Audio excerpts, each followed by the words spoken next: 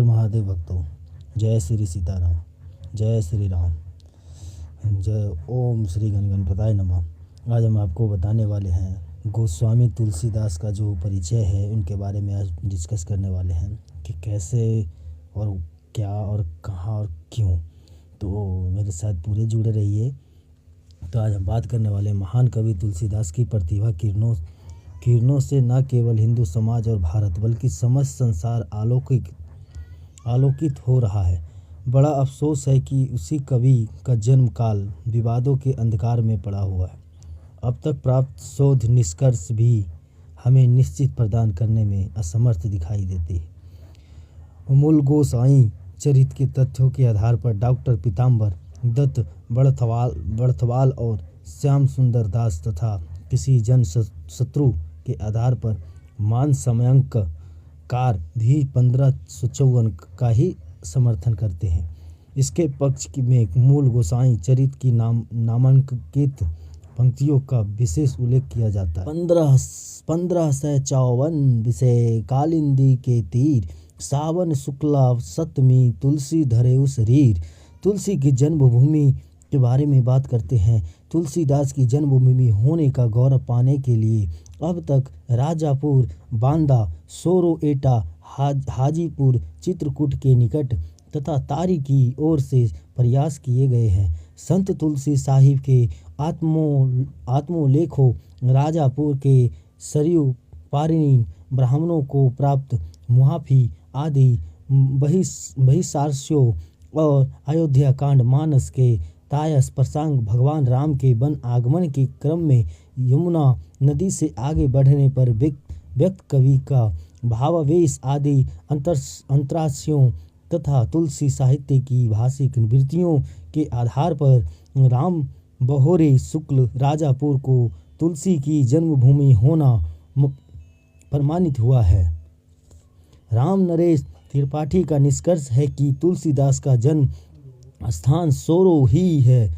सोरो में तुलसीदास के स्थान का अवशेष तुलसीदास के भाई नंददास के उत्तराधिकारी नरसिंह जी का मंदिर और वहां उनके उत्तराधिकारियों की विद्वानता से त्रिपाठी और गुप्त जी के मत को परिपुष्ट करते हैं।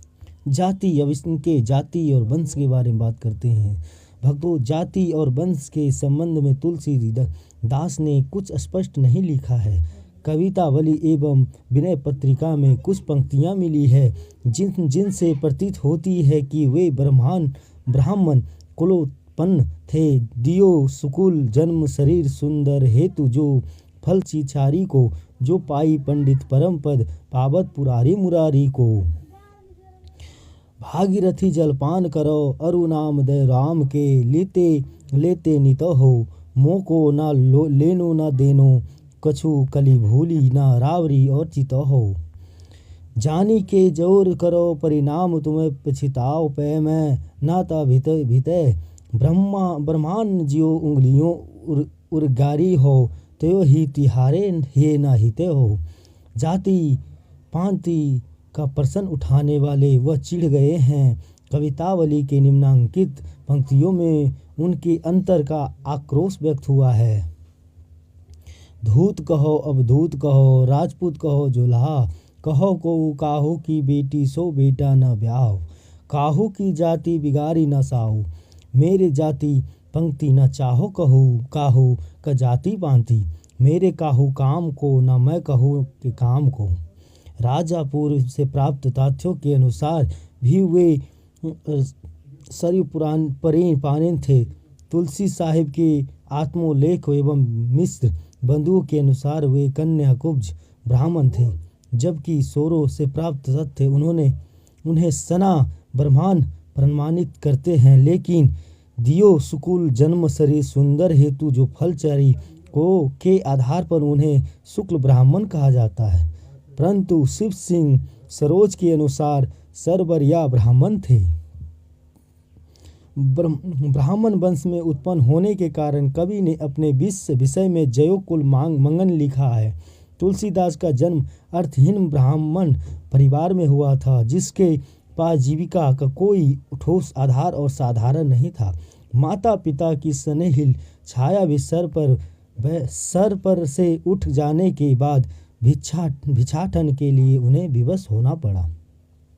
अब इनके माता पिता के बारे में बात करते हैं। तुलसीदास के माता पिता के संबंध में कोई ठोस जानकारी नहीं है। प्राप्त सामग्रियों और प्रमाणों के अनुसार उनके पिता का नाम आत्माराम दुबे था, किंतु भविष्य पुराण में उनके पिता का नाम श्रीधर बताया गया है। रहीम के दोहे के आधार पर माता का नाम हुलसी बताया जाता है। सुरतई नरतई नागतिये सब चाहत अस होय, गोद लिए हुलसी फिरे तुलसी सो सुत होय। अब बात करते हैं गुरु के बारे में। तुलसीदास के गुरु के रूप में कई व्यक्तियों के नाम लिए जाते हैं। भविष्य पुराण के अनुसार राघवानंद विल्सन के अनुसार जगन्नाथ दास, सोरो से प्राप्त तथ्यों के अनुसार नरसिंह चौधरी तथा गृह शरण एवं अंतराश्रय के अनुसार नरहरि तुलसीदास के गुरु थे। राघव नंद के एवं जगन्नाथ दास गुरु होने की असंभवता सिद्ध हो चुकी है। वैष्णव संप्रदाय की किसी उपलब्ध सूची के आधार पर गृह शरण द्वारा दी गई सूची में जिसका उल्लेख राघवानंद तुलसीदास से 8 पीढ़ी पहले ही पढ़ते थे, ऐसे परिस्थिति में राघवानंद को तुलसीदास का गुरु नहीं माना जा सकता। सोरो से प्राप्त सामग्रियों के अनुसार नरसिंह चौधरी तुलसीदास के गुरु थे।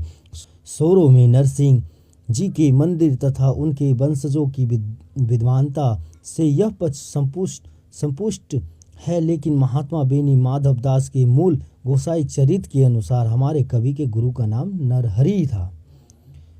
बाल्यकाल और आर्थिक स्थिति। तुलसीदास के जीवन पर प्रकाश डालने वाले वही सार्सियों से उनका माता पिता है।